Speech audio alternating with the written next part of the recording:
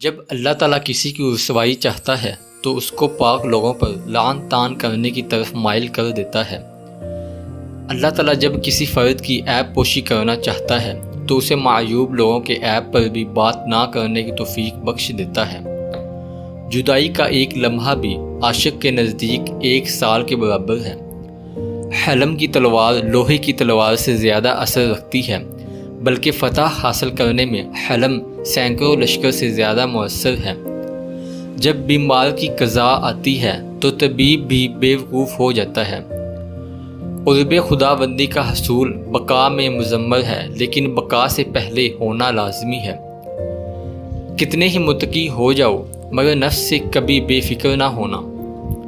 کتا چاہے کتنا ہی تربیت یافتہ ہو جائے مگر اس کی گردن سے زنجیر الگ نہ کرنا۔ کوئی نقص الذہن کسی کام کے مقام کو نہیں سمجھا سکتا۔ ہر شر اور عیب بھی اپنی پیدائش کے لحاظ سے حکمت کا حامل ہے۔ رات کو سو جانے کے بعد قیدی قید خانے کی تکلیف سے اور بادشاہ اپنی سلطنت اور دولت کے احساس سے بے خبر ہو جاتے ہیں۔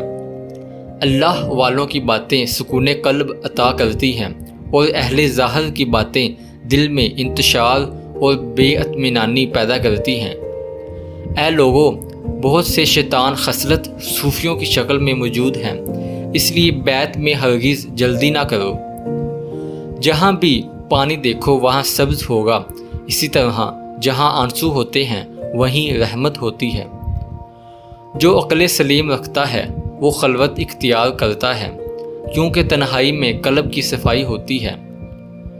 جو شخص کسی گناہ کا طریقہ رائج کرتا ہے تو اس کی طرف ہمہ وقت لعنت آتی رہتی ہے۔ نیک لوگ چلے گئے اور ان کے اچھے اعمال باقی رہ گئے، اور کمینے لوگ بھی چلے گئے اور ان کے ظلم و لعنت باقی رہ گئے۔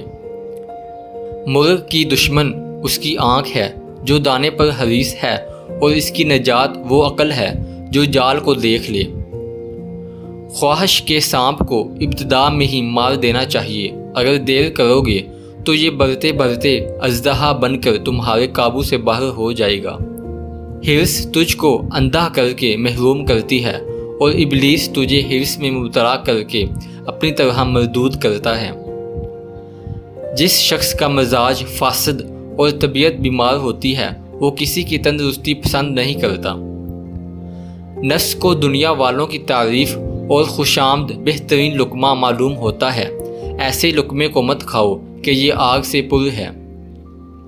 انسان کی جسمانی ہستی ایک پرکاہ کے برابر ہے، لیکن آرزوؤں کا پہاڑ اپنے اوپر لاد لیتا ہے۔